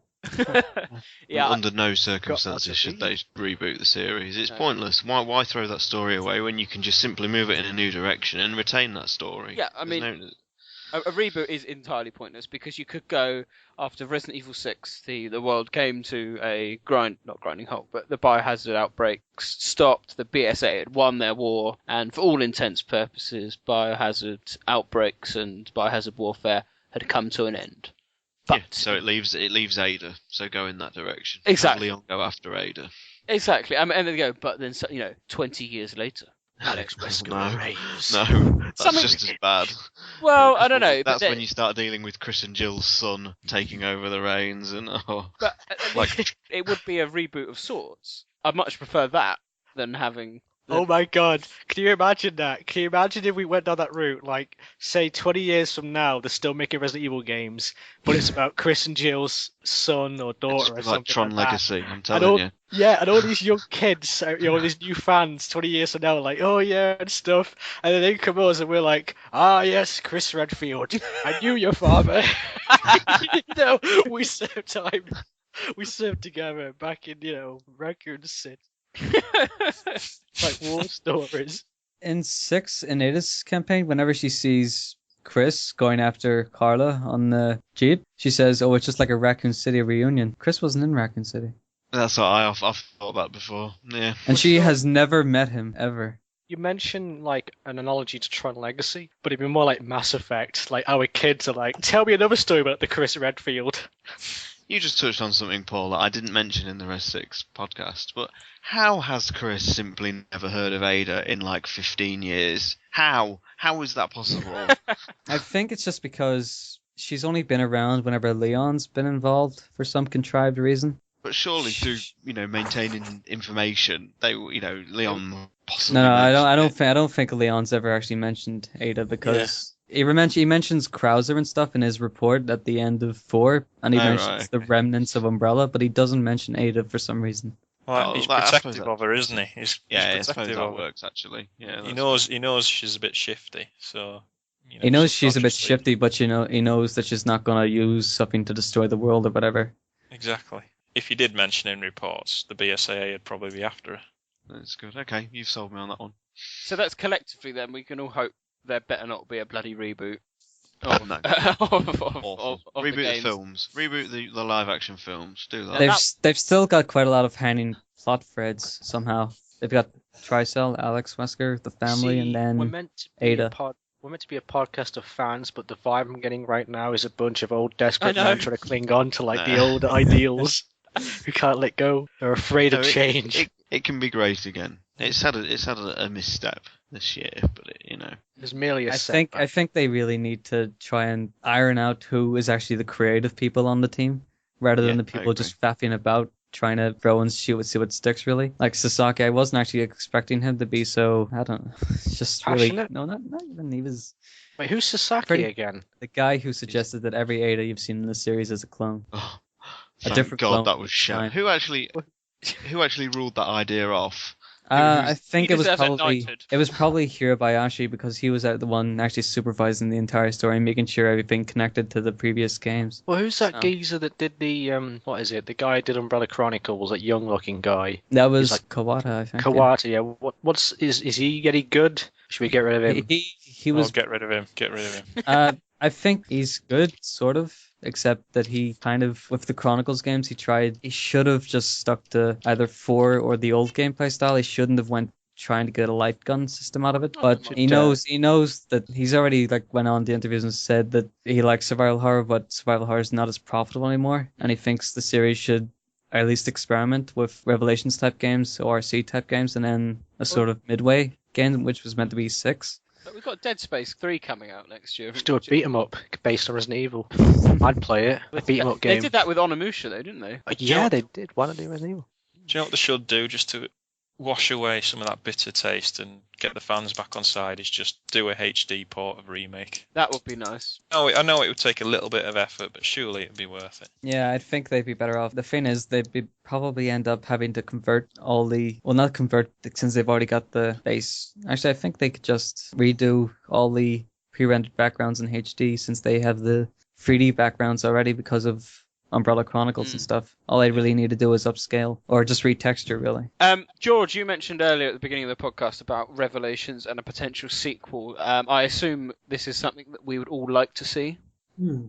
Definitely, yeah. But it needs to be a proper sequel, as in they need to bring the whole cast back, I think. Yeah, Jessica and... They need to exploit that Tricell connection as well, and I'd bring back Wesker. I actually think... What? What?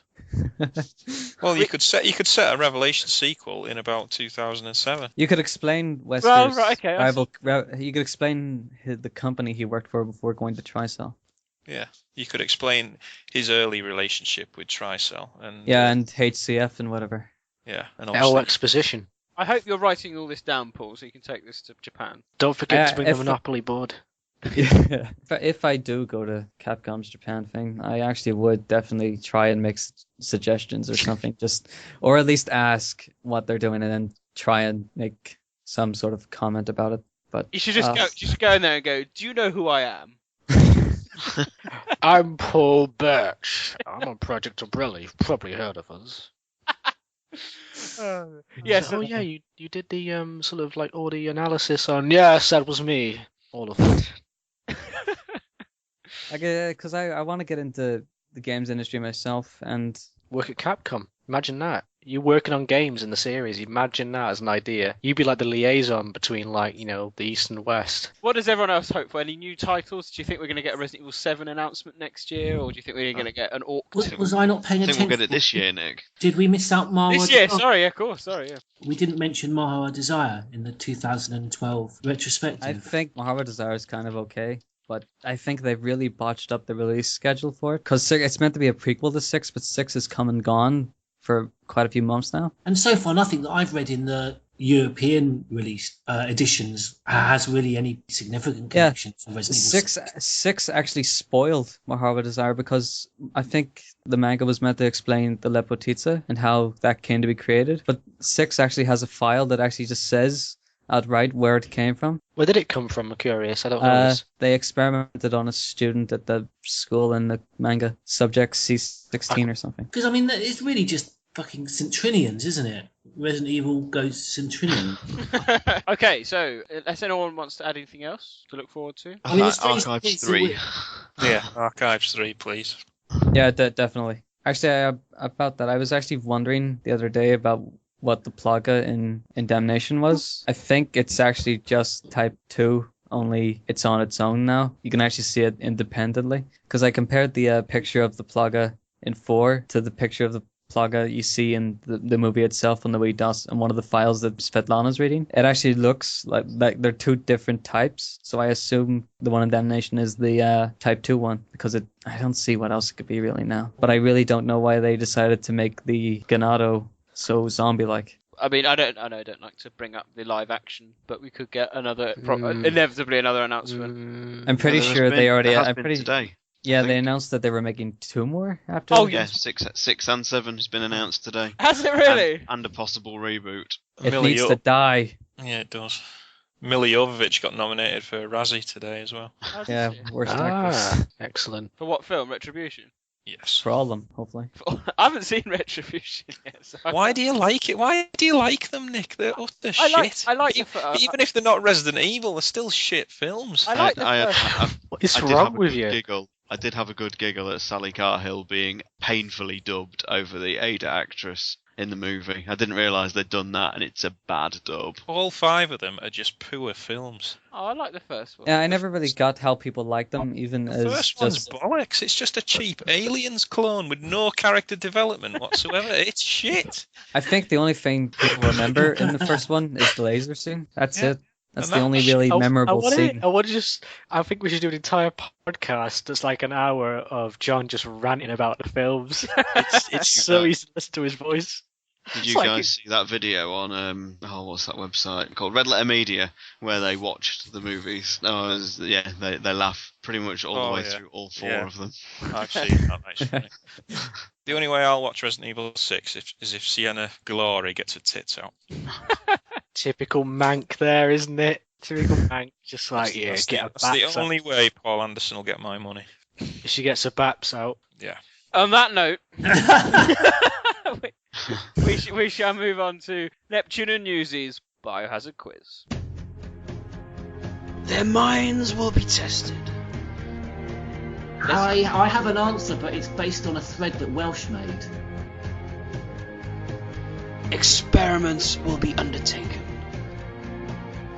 I've been told by the boss that you have to be deducted a point. Fuck off. Great knowledge is needed. I got massive 0 out of 5 last time. And a new power will arise. Jesus Christ. What fucking question is that? You said these questions weren't hard. Then you might as well just have said, what sandwich was I eating in 1985? Behind the lights.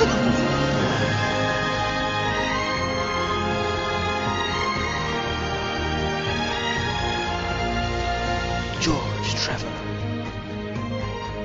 the Batman, and Star's Tyrant. It's time for Neptune and Newsies Biohazard Quiz!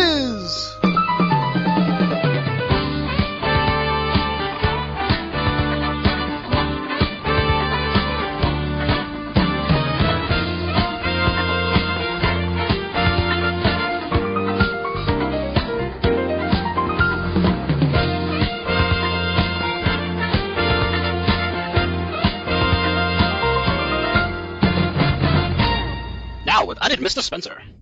So hello and welcome to the second of the new series of Neptune and Newsies Biohazard Quiz. A quick recap of the scores. We'll start off with the guest scores. Ridley on 4, Wanderer on 4, Romby and Welsh and Smiley and Archelon on 3, Syndra 2.5, Syndra and Zombie Fred on 1.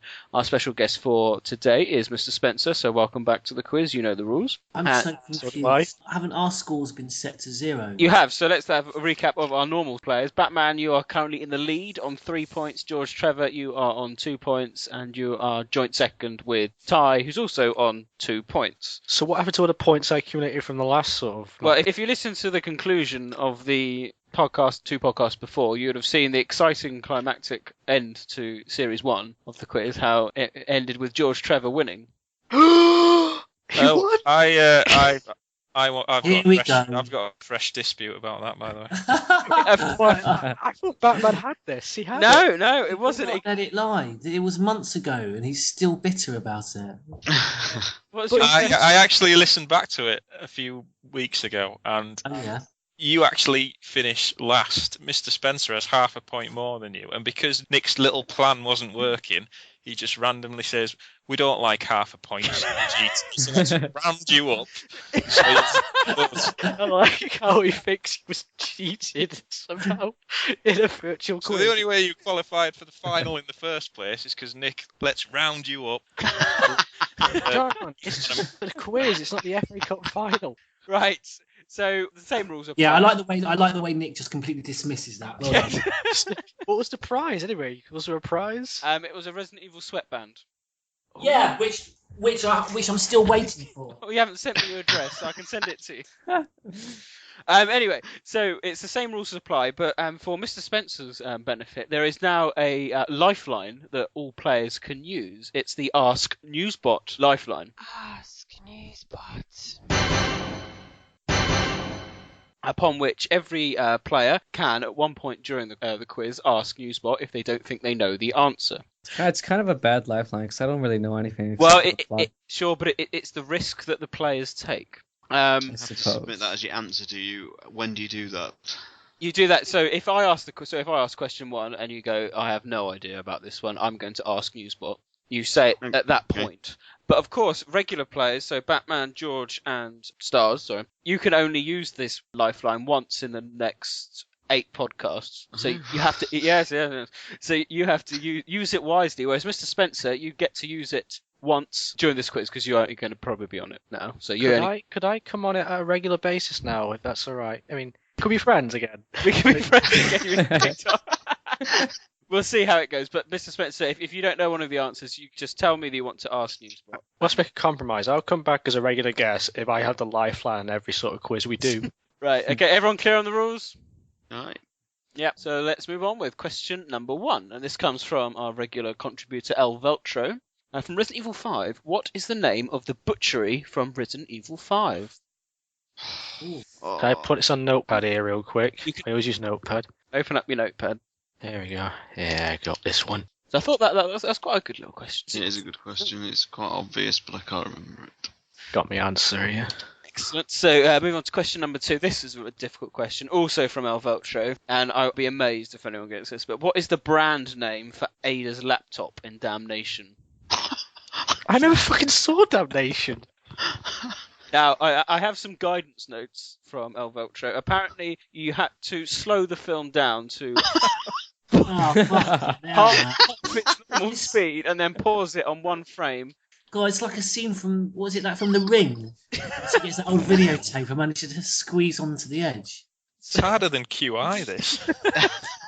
University challenge. I'm not sure if Newsbot's going to know that one, Mr. Spencer, so I'm not quite sure if you want to use your lifeline. I'm not using my lifeline on this one. No, I think I know the answer. Is it a real brand or is it a made-up one? Made-up brand. Oh. Can you repeat that question? What is the brand name for Ada's laptop in Damnation? Oh, for fuck's sake. Well, anyone that gets that's obviously just been on Google. I doubt it's even on Google. Right. I don't know, because I'm looking Not now. even the internet knows. God help us all. It sounds like syllables. That's a bit of charade, shall we? How does that work on Skype? I don't know. Sounds like Tabasco. Oh. Right. Question number 3. The Queen Zenobia has the world's largest what? Someone's blatantly typing in the background. That's me on Notepad. I'm typing on my Notepad here. I'm doing the same. It's catching on. Question number 4. Resident Evil 0 this time. Name one of the correctional facility inmates that were deceased, disposed, and discarded. I just was typing this out the other day. Remember, you can use your lifeline if you need it. These are the inmates that were used as test subjects. Correct, but there's quite a few. Some were transferred to Arcplay, some were... Okay, before I use my lifeline, can I just say something? Paul, how are your chances of maybe knowing this answer? Yeah, pretty high since I have the file open. Can I actually? Would that be Nick, legit? I'm going to. Only one of you can use it. Who's going to use? Is anyone going to use the lifeline? Yeah, go on. Oh, wait.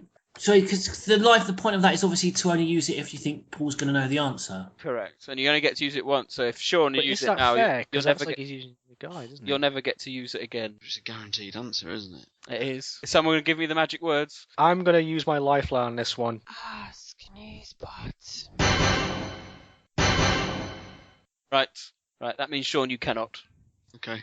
Okay, moving on to question number 5. How did the Nemesis arrive on Rockfort Island? What? Mm-mm. What do you mean? This How is a did... dream sequence, wasn't it? That's the question. How did the Nemesis arrive on Rockford Island? Shall I put little brackets according to Gun Survivor 2? Yeah, the files in Gun Survivor are sort of shaky ground on canon, but they're generally canon. I didn't even think you could include Gun Survivor 2. So we're not allowed to use the internet to help us out with No, this, not right? really, because that defeats the whole point. What if I took out my copy of Gun Survivor 2 and looked at the manual? Would that be still... Might be, I have no idea. I don't think the files are in the manual. I'll have a look at my manual, hang on. Well, that concludes the quiz. Join us after this when we'll run through the answers. You're not getting rid of us that easily. I'm the best driver the PSAA's got.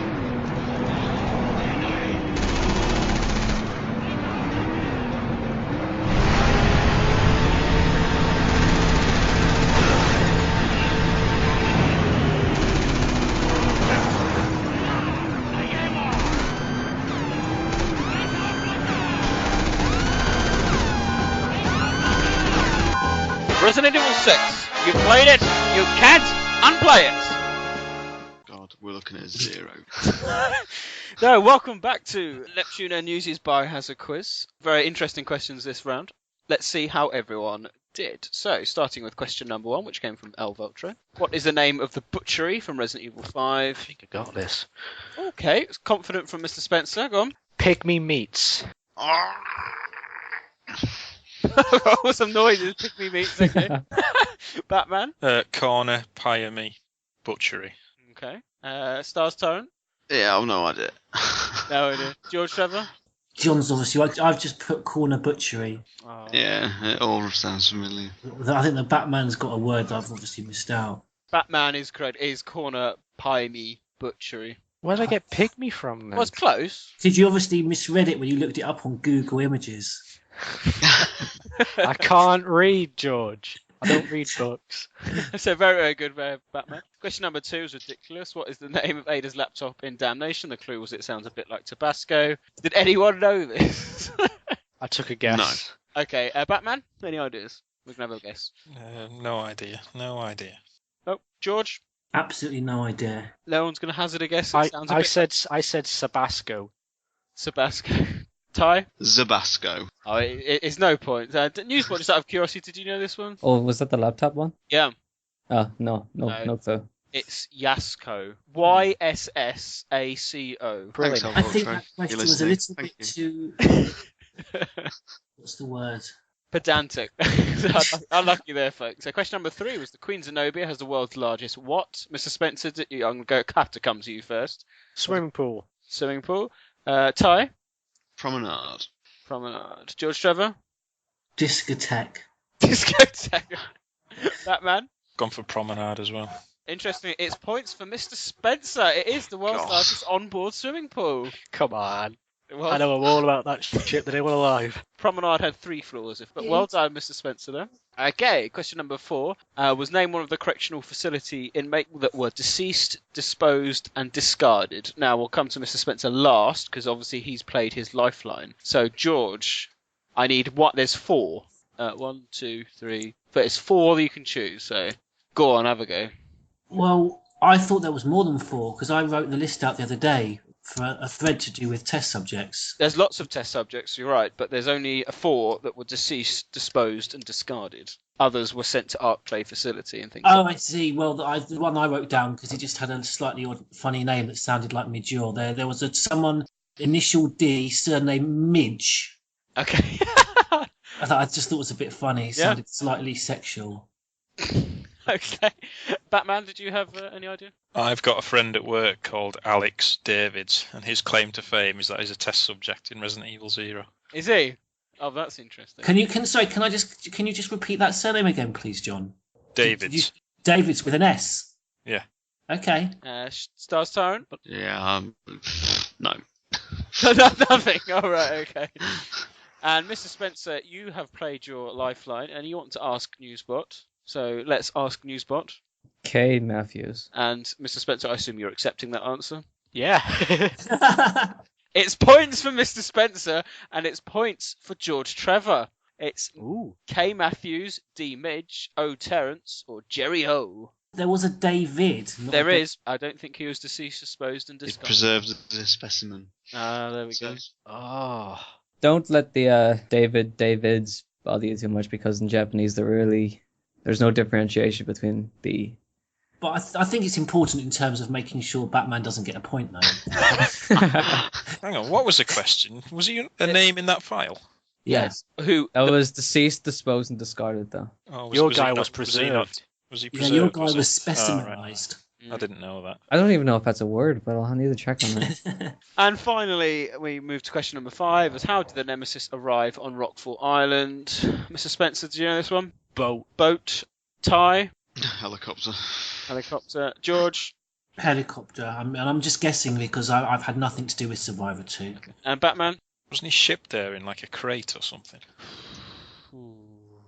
Well, the actual answer is submarine. It's a 0 out of 5. I'm kind of right. Well, submarine is a boat, isn't it? Well, this is interesting because I remember we spoke about QI earlier.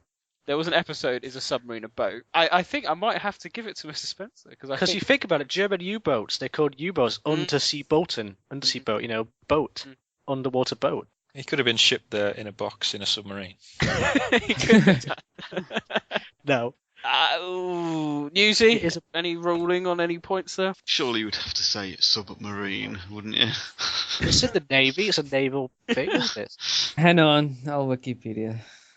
Yeah, let's consult Wiki to determine if a submarine is a boat. The noun submarine is evolved as a short form of submarine boat. Because I don't think a ship is a boat, according to Stephen Fry. Let's good. Historically, a ship is a vessel with sails rigged in a specific manner, and a No, wait. That's ships. A submarine is classified as a boat and not as a ship, because ships have sails. For reasons of naval tradition, submarines are usually referred to as boats rather than as ships, regardless of their size.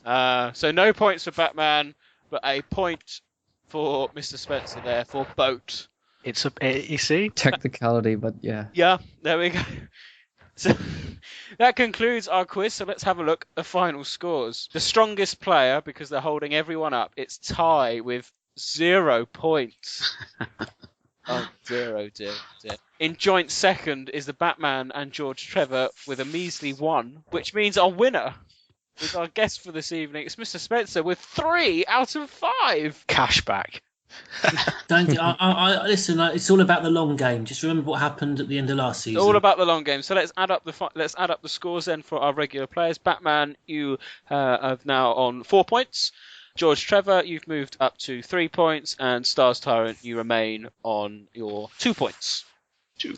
Mr. Spencer, you join obviously the guests as well, which puts you joint second with Romby, Welsh, and Smiley and Archelon. Could I start from this new series? Potentially, if you're bothered to come to these podcasts. I'm sorry, I will be here, don't worry. So, that concludes Neptune News' Biohazard Quiz. Join us next time when we'll have some more questions.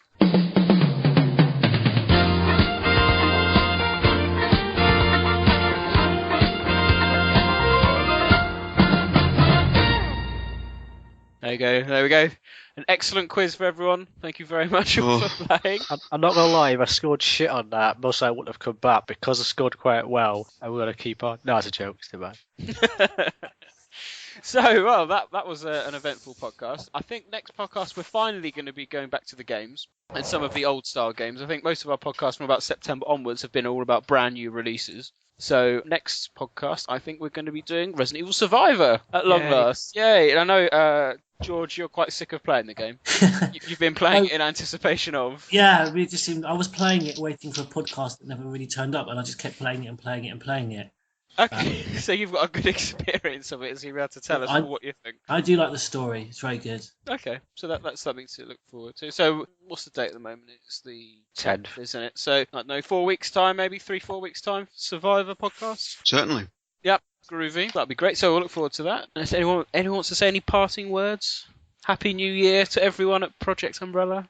I think I'll say that. I've just said I'll have a pint. Just to the community, keep the faith. It will get better. This is the low point. It's only up from here. That's optimistic words, Sean. And I think on that note, we can finish the podcast. I'd like to thank you all very much for joining me this evening. And it's a welcome return to the podcast after quite a long break over the Christmas period. So Happy New Year to all our listeners. Enjoy the podcast and enjoy the New Year, and try not to get too drunk like Mr. Spencer. So it's goodbye from me, Neptune. Goodbye from me, Batman. Goodbye from me, Newsbot. Goodbye from me, George Trevor. Goodbye from me, Stars Tyrant. Goodbye from me, Mr. Spencer. And just to the community, keep the faith. This is the low point.